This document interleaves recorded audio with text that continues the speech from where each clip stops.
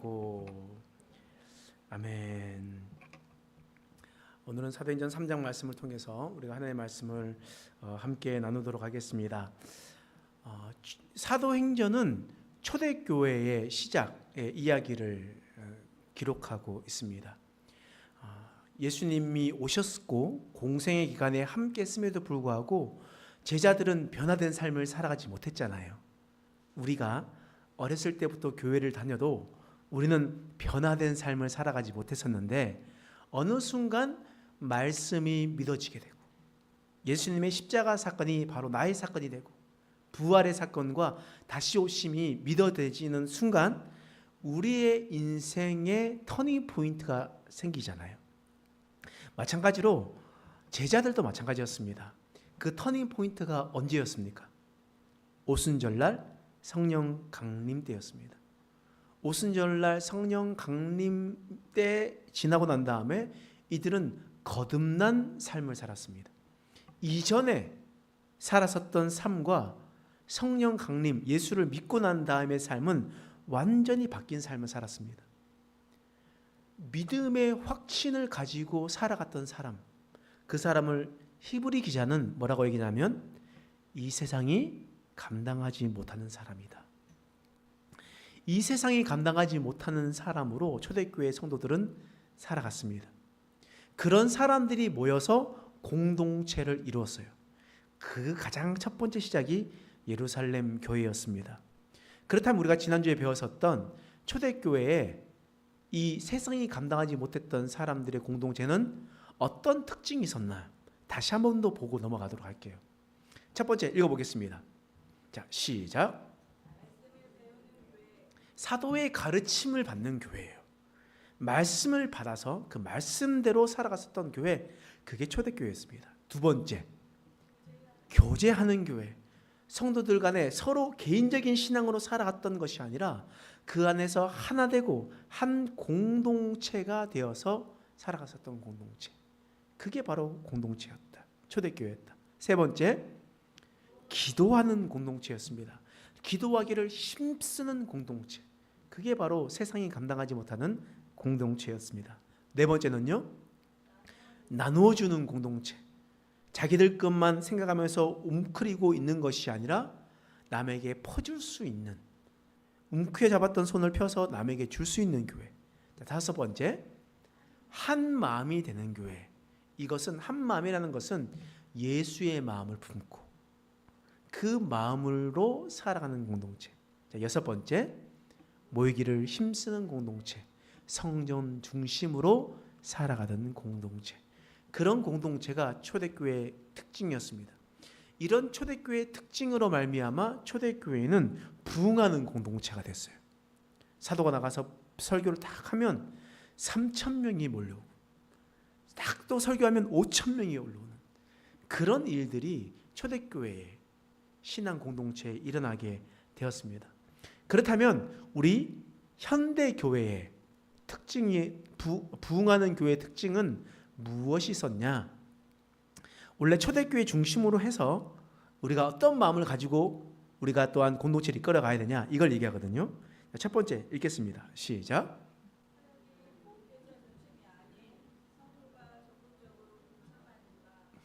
자, 목사가 여러분들의 멱살을 끌고 자, 해야 됩니다. 가야 됩니다. 기도해야 됩니다. 성경 읽어야 됩니다. 자, 제자 훈련 해야 됩니다. 막 이래서 가는 것이 아니라 모든 사역들을 성도들이 중심이 되어서 적극적으로 동참하는 교회는 부흥하는 교회였다라고 얘기하는 거예요. 두 번째, 우리 교회에서 의하면 목장 모임이 잘 진행되고 있는가? 목장 모임에서 이 액티비티가 확실히 일어나고 있는가? 이렇게 얘기하는 거예요. 그래서 목장에서 우리가 설교 말씀을 듣고 은혜를 나누고 한 주 동안 말씀을 통해서 어떻게 살았는지 기도 제목을 나누면서 그러면서 하나님의 말씀 중심으로 소그룹이 진행되는가? 또 목자는 목장 식구들에 대한 것들을 돌봄을 가지고 그렇게 하고 있는가를 보는 겁니다. 세 번째, 다음 세대 사역을 진행하는가? 그러니까 쇠퇴하는 교회는 있었던 다음 세대도 없애는데 부흥하는 교회는 다음 세대 사역을 계속해서 세워져 나가는 교회.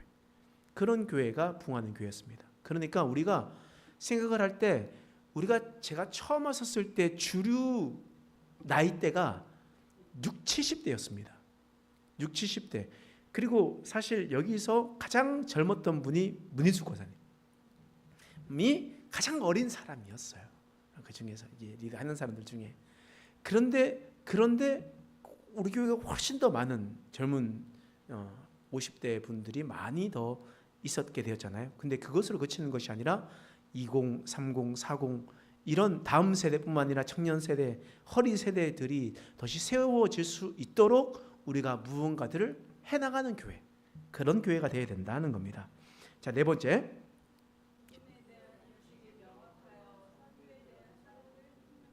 자, 복음에 대한 인식이 분명해야 돼요.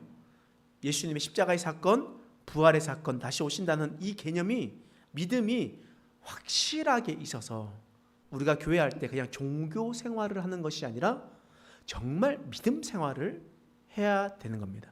그래서 주님께서 주신 지상 사명을 감당하는 교회가 되어야 되죠. 자, 다섯 번째, 자, 예배에 은혜가 있는가예요. 제가 열심히 하도록 하겠습니다. 자, 여섯 번째,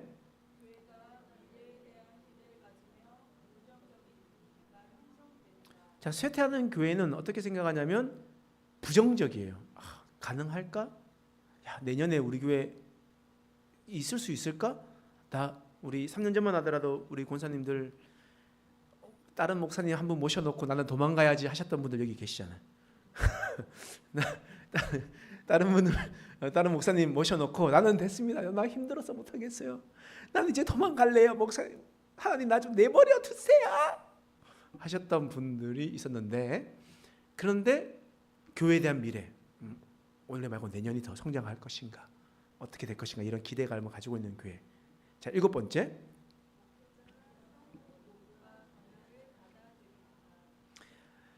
변화에 대한 것을 받아들이는가예요. 근데 우리 교회 성도님들이 사실 너무나 잘하고 있어요. 사실 제가 와가지고 아주 젊은 목사가 와가지고 처음에 60, 70대 성도들과 함께 호흡하면서 있었을 때, 제가 이것 바꿔야 됩니다, 저것 바꿔야 됩니다 이렇게 했었을 때 우리 성도님들이 진짜 잘 따라오셨잖아요.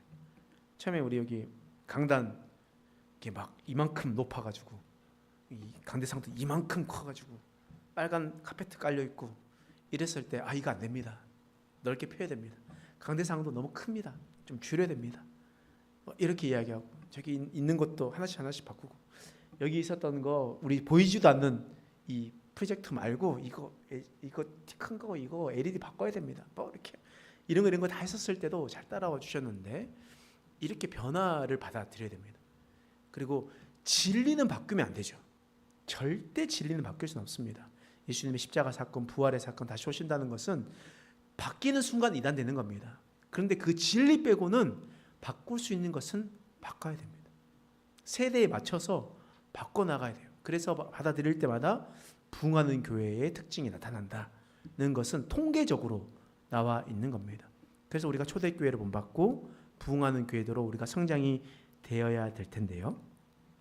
이제 앞으로 우리가 살펴볼 것은, 그러면 거듭난, 이게 이런 건 알겠는데, 그러면 거듭난 사람들은 어떤 특징을 가지고 신앙생활하는가, 이것을 우리가 봐야 되거든요.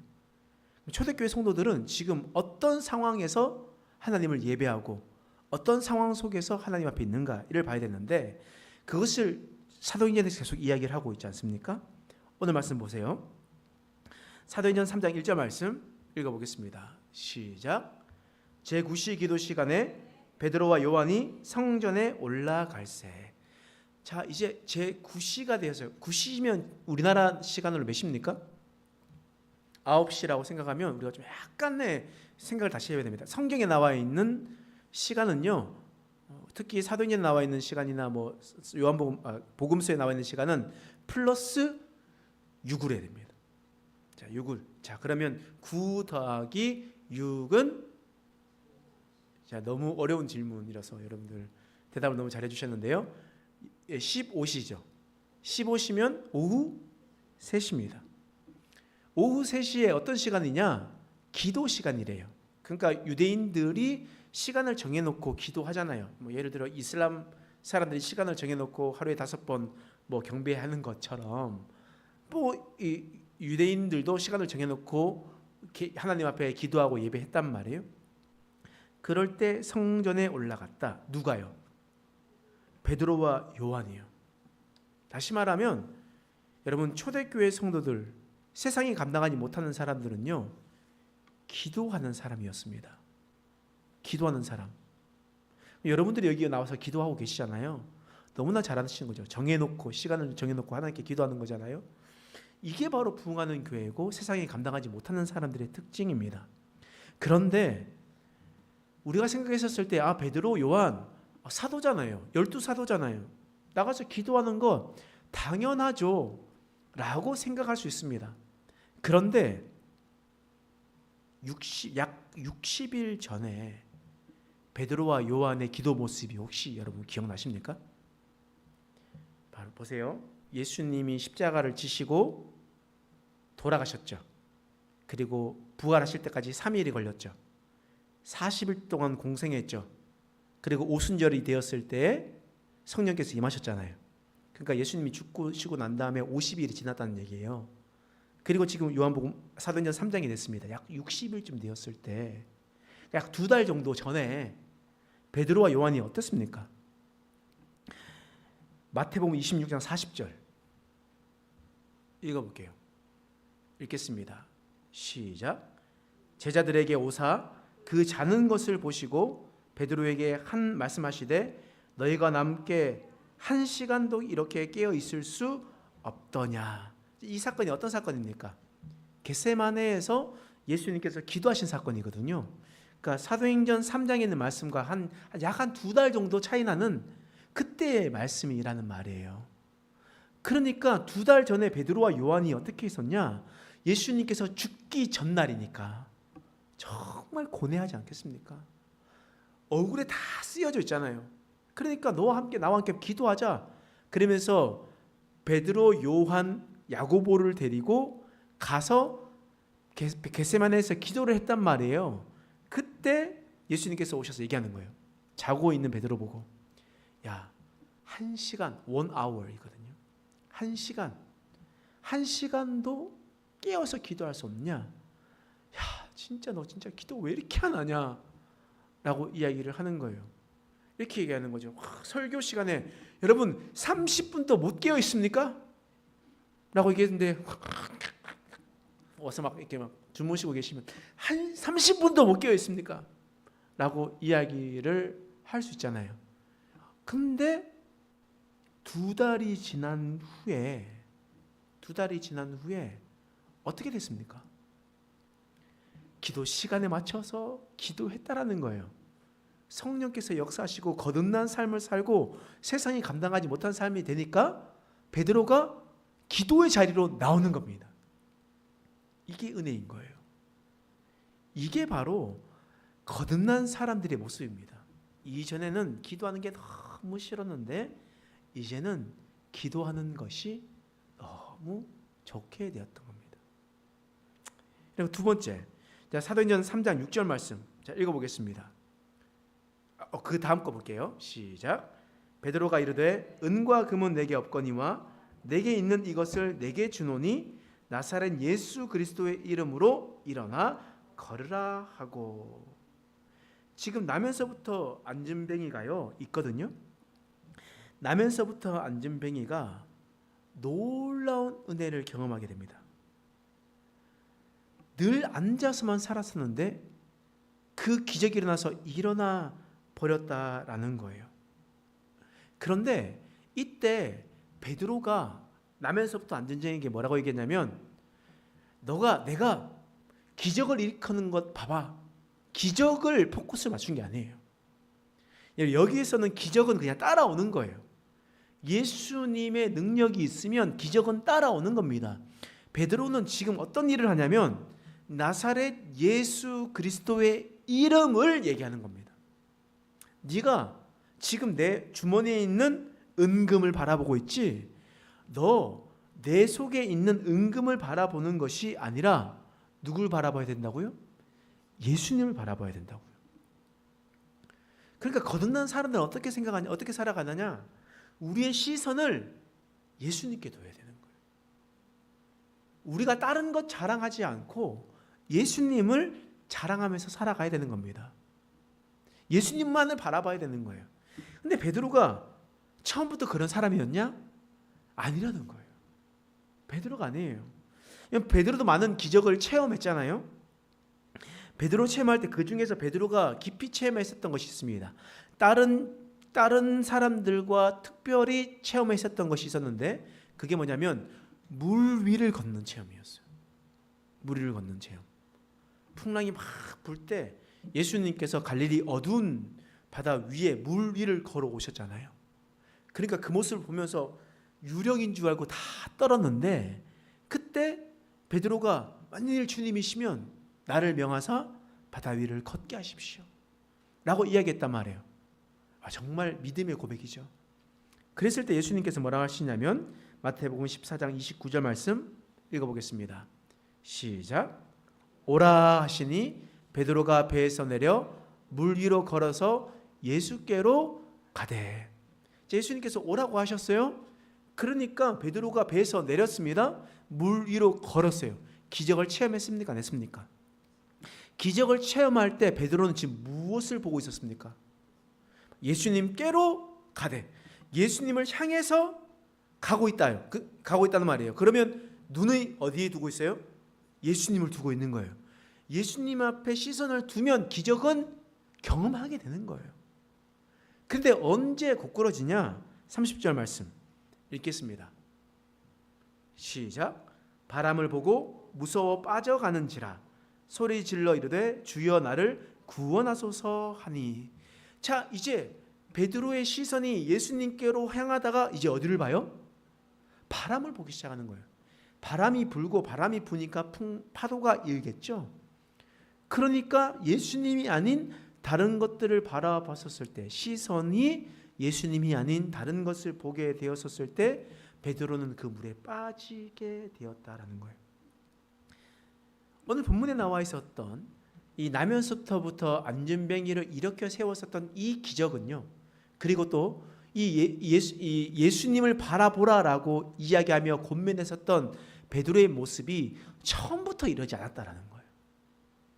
그런데 그가 거듭나고 확실한 믿음을 가지고 이 세상이 감당하지 못한 삶을 살아가니까 자기도 예수님께 시선을 고정할 뿐만 아니라 다른 사람에게까지도 시선을 고정하라고 권면하고 명령하는 일들이 일어나는 겁니다. 이게 바로 믿음의 사람이 하는 거예요. 시선을 주님께 드는 거예요. 그럼 베드로만 그렇게 되냐? 그렇지 않죠. 오늘 본문에 나와 있는 나면서부터 안전뱅이도 걷지 못했던 사람도 예수님을 알고 난 다음에 변화되는 모습이 오늘 본문의 말씀에 기록되어 있는 겁니다. 자, 오늘 말씀은 사도행전 3장 2절 말씀 읽어볼게요. 시작. 나면서 못 걷게 된 이를 사람이 메고 오니 이는 성전에 들어가는 사람들에게 구걸하기 위하여 날마다 미문이라는 성전 문에 두는 자라. 자, 나면서부터 못 걷게 된 이가 어디에 있다고요? 지금 성전 문에, 미문이라는 이름이 미문, 아름다울 미를 써서 아주 아름다운 문이라고 하는 성전 문에 있는 거예요. 그 우리 교로 얘기하면 1층 현관 교회에 올라오는 문에 지금 나면서부터 앉은 자를 그 앞에 놔두는 거예요. 언제요? 날마다, 매일매일 두는 겁니다. 그러면 아침 기대에 오시는 우리 성도님들, 수요 기대에 오시는 성도님들, 주일 오시는 분들을 다 만나겠죠.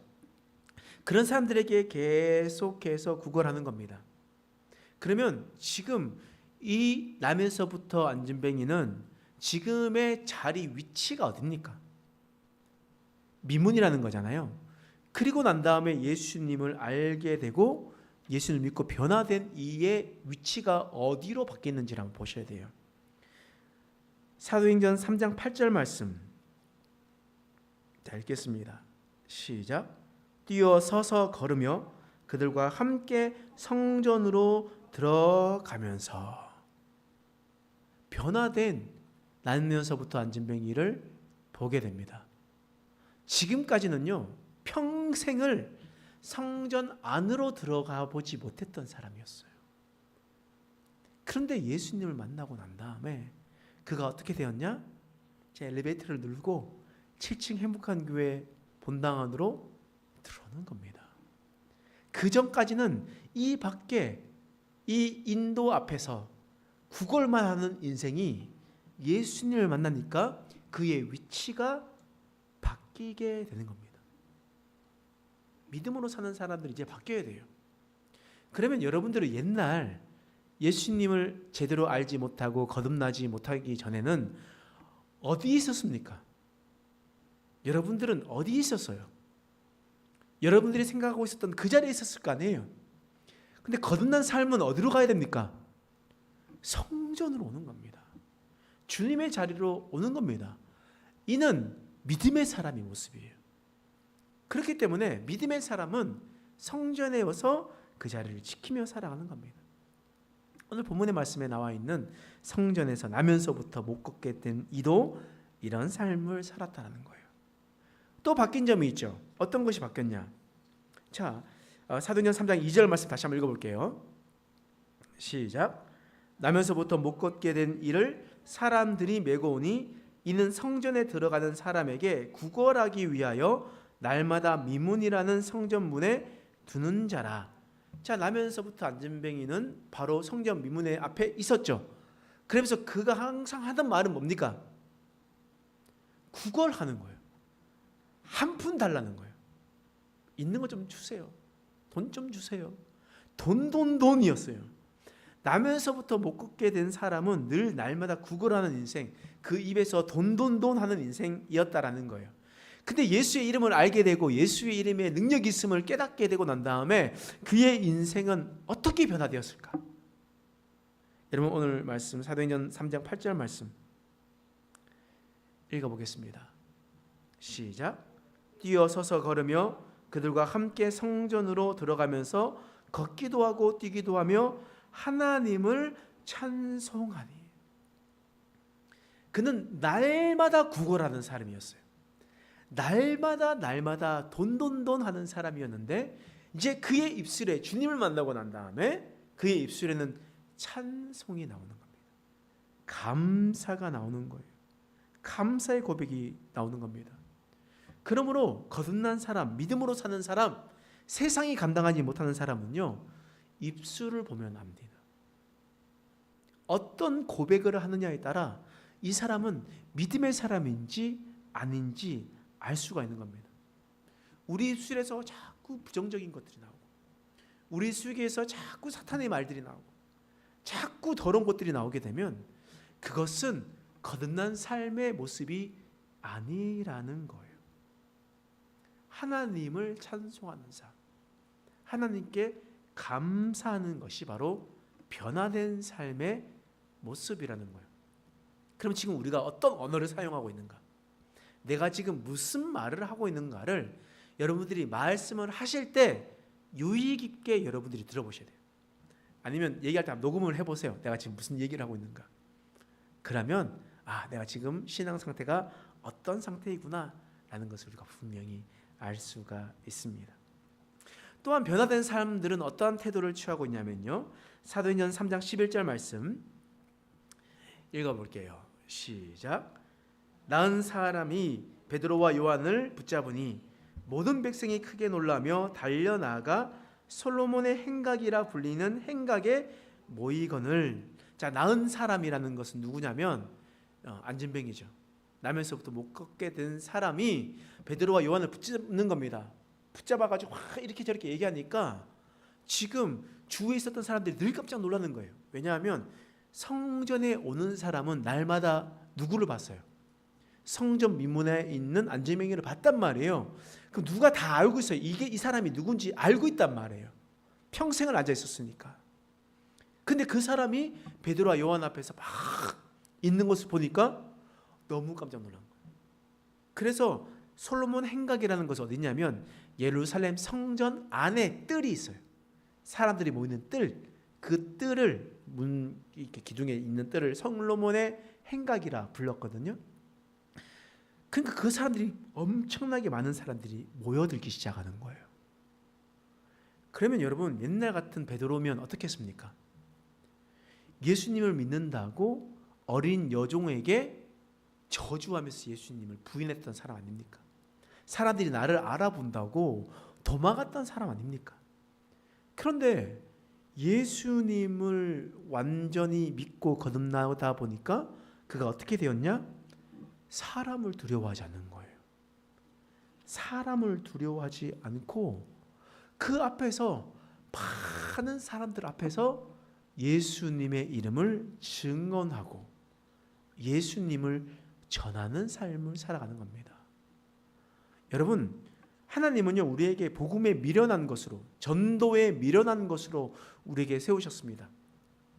옛날 같았으면요 예수님을 증거하는 것을 이야기하면 밖에 나가가지고 예수님 믿으라는 얘기도 못해요. 예수님 믿으세요. 그래서 가서 얘기를 할까 말까, 어떻게 할까, 내가 가서 이야기하면 저 사람이 나한테 무슨 말을 할까, 어떤 생각을 할까, 이렇게 생각을 한단 말이에요. 근데 완전히 거듭나서 예수의 이름이 우리의 자랑이 되면 어떻게 되겠습니까?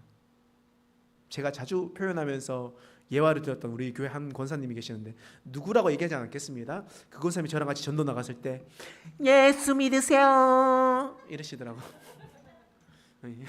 예수 믿으 뒤에다가 예수 믿으세요. 안 들으면 어쩔 수 없죠. 예수 믿으세요. 이러면서 아주 담대하게 복음을 선포하시는 분을 봤습니다. 누구라고는 얘기를 하지 않아요. 크게 웃으셨던 분이 한 명이겠죠.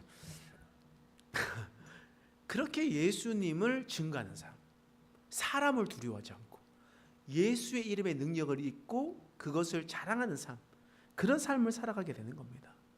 마지막으로 사도행전 3장 12절 말씀, 자 읽어보겠습니다. 시작. 베드로가 이것을 보고 백성에게 말하되 이스라엘 사람들아, 이 일을 왜 놀랍게 여기느냐?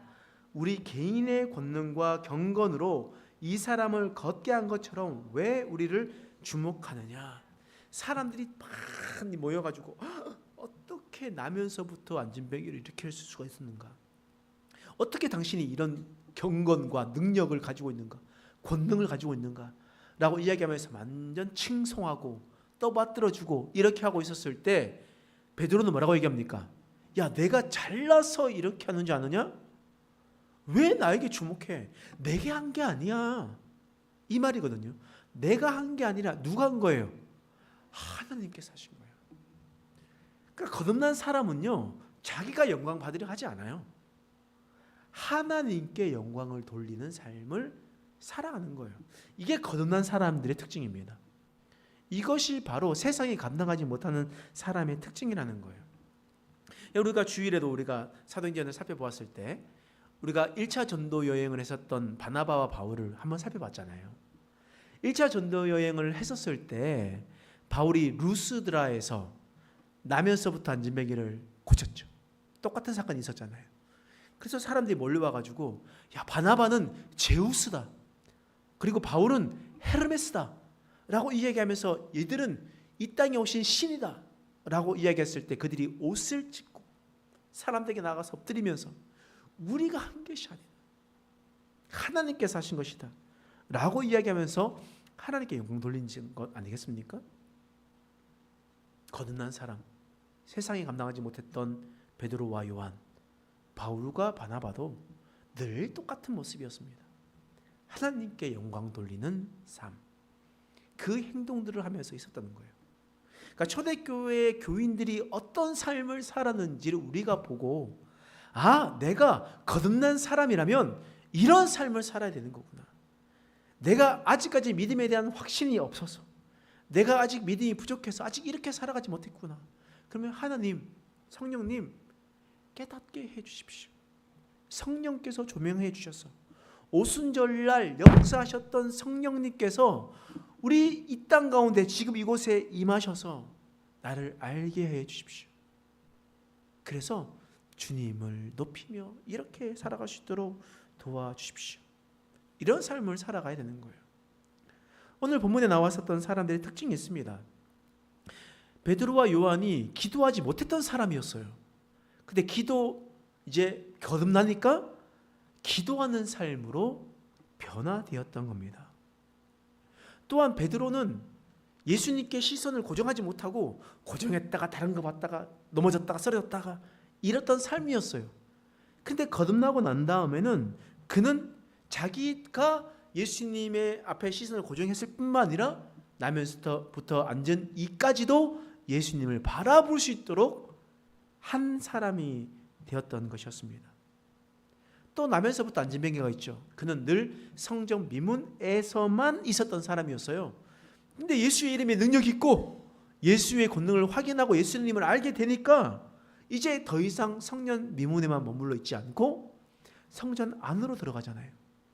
그리고 성전 미문에서 돈 한 푼 주십시오 라고 이야기했었던 그 삶에서 입술에 이 변화되어서 돈 이야기했었던 곳에서 이제는 하나님을 찬양하는 삶, 감사하는 삶을 살아가지 않았습니까?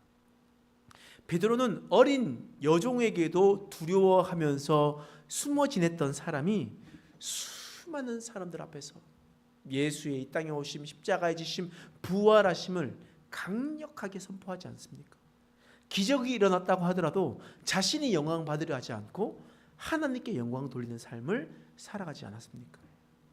이게 바로 믿음의 사람들이요, 거듭난 사람이요, 세상이 감당하지 못하는 그런 사람들의 모습이라는 겁니다. 그런 교회가 부흥하는 교회입니다. 그런 교회의 공동체의 일원이 될수록 우리 교회가 더욱더 성장하게 될 것입니다. 우리가 이제 살아갈 때 믿음의 사람으로, 성령께서 깨닫게 해주시는 거듭난 삶으로 세상이 감당하지 못한 삶을 살아가는 저와 여러분 되시길 간절히 축원합니다. 기도하겠습니다. 하나님, 오늘 말씀을 통해서 우리를 깨닫게 하시니 감사합니다. 예수님을 만난 삶의 모습은, 태도는 완전히 다른 삶을 살아갔습니다.